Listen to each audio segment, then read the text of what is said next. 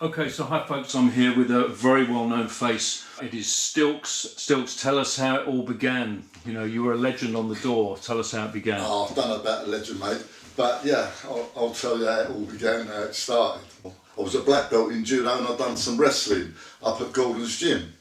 I was doing weights for about 4 years then. I was about 19 years old.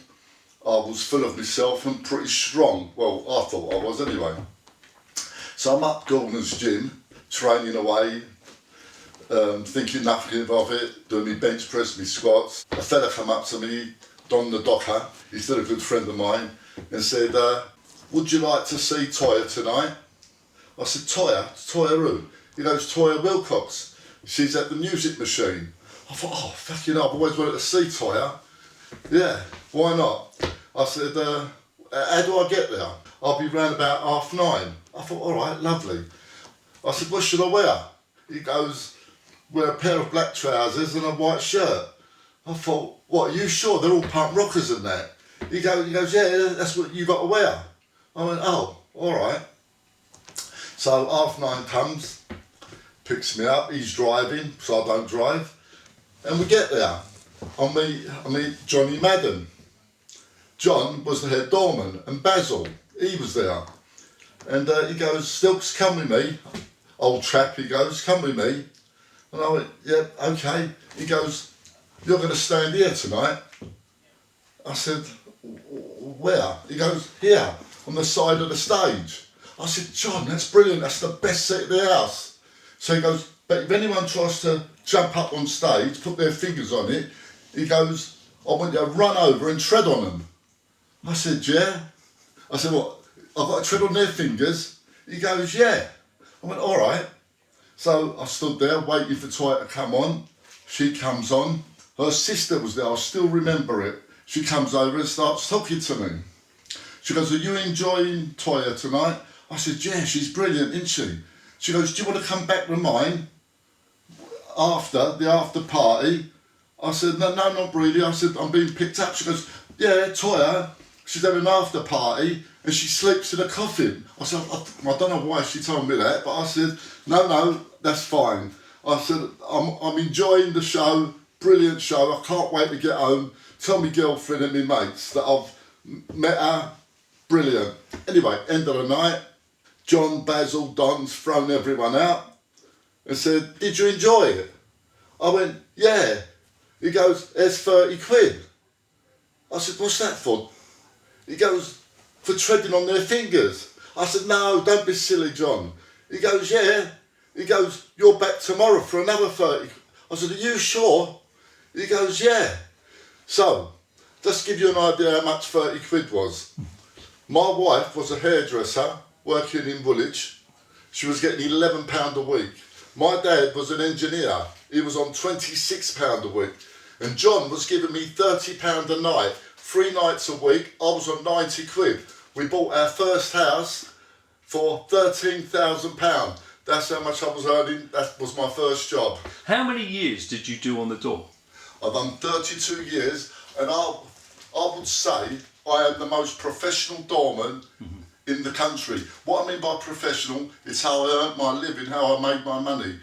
I work 6 nights a week on the door, and weekends I will do a pub and a club. This is how I paid my mortgage, this is how I fed the kids. So my main income was door work.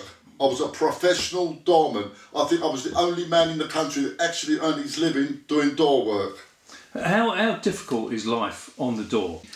How dangerous is it? Because it must, in those days, it's different to now, isn't it? I will answer that question. Yeah.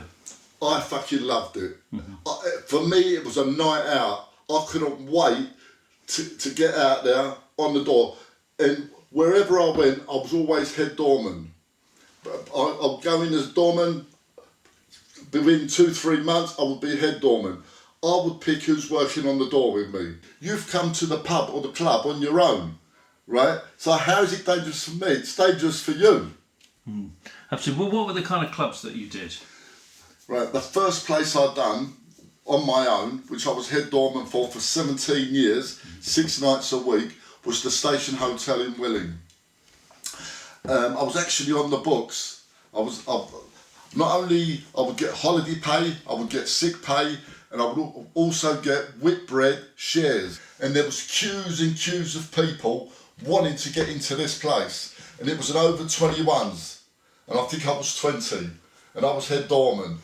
So we had some brilliant times. We had to choose who come in. I used to make the rules up as it went along. Tonight would be no brown shoes. Tomorrow will be you had to wear a shirt. Another day, you've got no tie, sir. We used to have competitions how quickly we can get them out. Not only to get home, but also that I could go and work somewhere else, especially on a Friday or a Saturday night. So, this particular Friday night, I've had a phone call from a club in Gravesend. It's called Churchill's. I'm on the front door. I search this one fella. Searching, tap him down. I find something in his back pocket. I say to him, what's this? He goes, cocaine. I said, sorry mate, you're going to have to go, you can't bring that in. So I put that in my back pocket and I think to myself, I'll have that later. It's a freebie. So he goes, as I'm not coming in, can I have it? Because I'm leaving. I said, no mate, you're not getting in and you can't have it back. You've lost it. Right, in them days, you had to go and put it into a box. But like fuck was I putting it in the box, that was mine. He's left. And as he's going, he goes, I'm going to get that back, mate. So I thought, oh, okay. I've heard all this before. Off he goes. Carry on doing my job, searching them, passing them on to my mate, searching them, music downstairs, enjoying the night. I see 3-old Bill, said he's the head doorman there. He makes step forward. He goes, we've got an allegation that some drugs have been taken off somebody. And I think, fuck, that's me, what are you going to do? Now they know I've got it. So he nods at me and goes, Stilks, go down and get that bit of coke that you found earlier. Him knowing that's in my back pocket. So I thought, oh, okay. So go down the stairs, pretend to go to the office, in my back pocket, get this bit of coke out, come back upstairs, and I go to the officer, this is it. And the officer goes to the fella, is that your cocaine? The bloke goes, yeah, that's mine. The officer takes it off me. The copper goes, you're under arrest for holding, Class A drugs. So I thought, what's going on? I couldn't understand. So they've got him, handcuffed him, and they're walking him away for possession. So as they're dragging him away, he turns around back at me and goes, I told you I'd get it back. True story. That is funny. That's a true story. We just want to say, anybody's watching that, Stilks doesn't normally come on camera, do you, Stilks? So no, I don't normally talk about my life or the days on the door.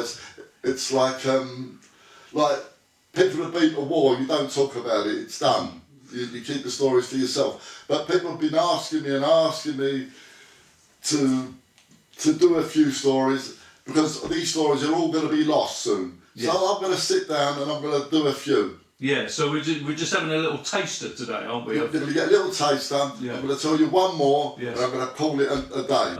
A mate of mine asked me to go out with him one night. We were about 18 and he was a teddy boy. So I met him down at Erith. He was a teddy boy, went to this club, and this fella, my mate introduced me to him, and his name was Peter Hayford. So we chatted, and we got on quite well.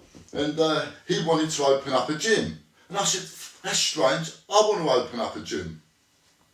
So we started up this gym.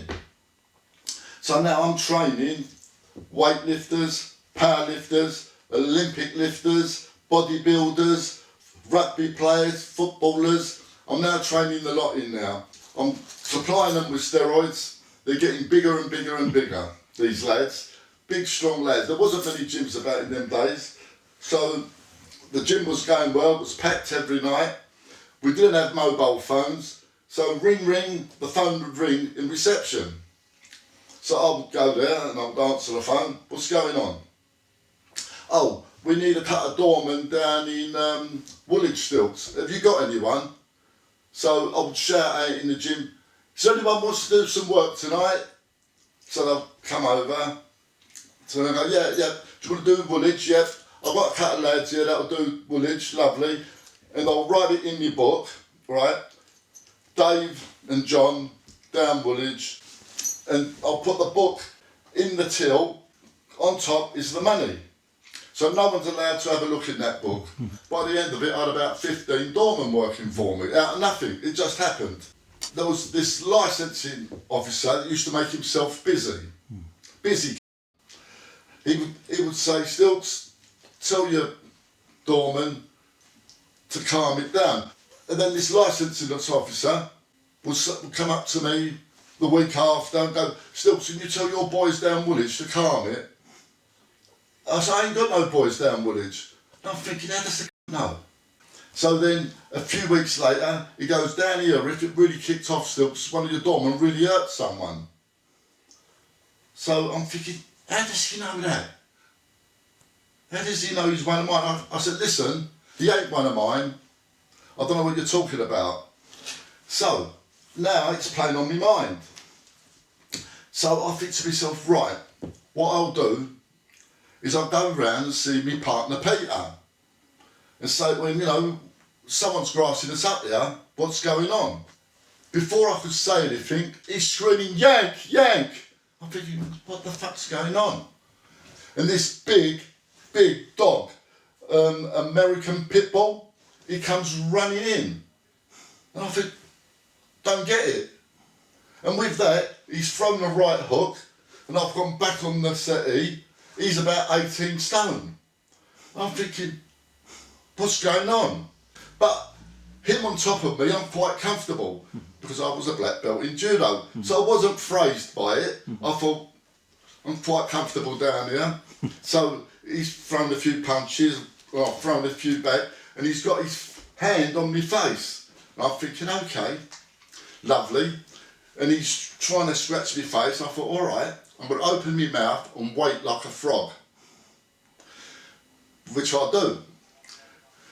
Sooner or later, as we're struggling down there, it could have only been for about 15, 20 seconds, his finger goes in my mouth. Lovely. Now, I've got his finger. Bang. Shut me teeth. Now I want to bite his finger off. All I'm thinking about is a trophy. All I'm thinking about is I'm going to bite his finger off and I'm going to put it on my mantelpiece. I want his finger. Right, so there's blood now dripping down my face and he starts screaming, I'm sorry, I'm sorry. And I'm thinking, what's he sorry about? Then it's all clicked. He's looking at my book and he must be telling the licensing officer where they're working. Right. So it's all coming, I'm thinking, right, it must be him. So I've still got his finger in my mouth and I'm biting, trying to get through the knuckle, trying to bite that finger off. And he's going, I'm sorry, I'm sorry. And I'm throwing a few lefts and rights into his face. And he's going, please leave. So I let go of his finger and he goes, you can go now. I start walking out, he kicks the dog. I can hear it yelping, he kicks the dog. I'm thinking, what did he kick the dog for? Obviously, because it never attacked me. What's the use of having a big dog? I mean, you know, it was more frightened than he was. Yeah. So I think to myself, I'm not having this. So the next time he comes down to the gym, I put £5 in an envelope, seal it up, he walks in, I go, Peter, here's £5. I'm not having it with grasses, nor their mates. You can fuck off. You know, I'm not interested. Right, you can go. I'm not having you telling the licensing officer where all the doormen are working. You can fuck off. So he took his £5 and I never see him anymore. That was exactly 40 years ago. I'll tell you how I know. Yeah. Because on the day I opened that gym, my first daughter was born and my wife brought her into the gym and put her on the side. Right. So that is 40 years. She was 40 on April the 19th. Right. Is he still alive? He's still alive. So he might see this. Oh, so what? I'll let him have it again if he wants it. Anytime he wants. So it's been great to have you, and I'm sure any of our people who watch this channel will be wanting to see more of Stilks. He's given us a little taster talking about his life, and he spent many years on the door. What's the book called if people want to get the book? I'm sure if there's enough demand for it, John Blake will have to republish it for a fourth time. Absolutely, and of course you were in the Hard Bastards as well. I was in Hard Bastards and many other books too. Yeah. Listen, next time we're gonna talk about drugs, we're gonna talk about violence, we're gonna talk about bullying, and we're gonna talk about money on the door. There's loads more stories. All I want is your interest. Catch you up.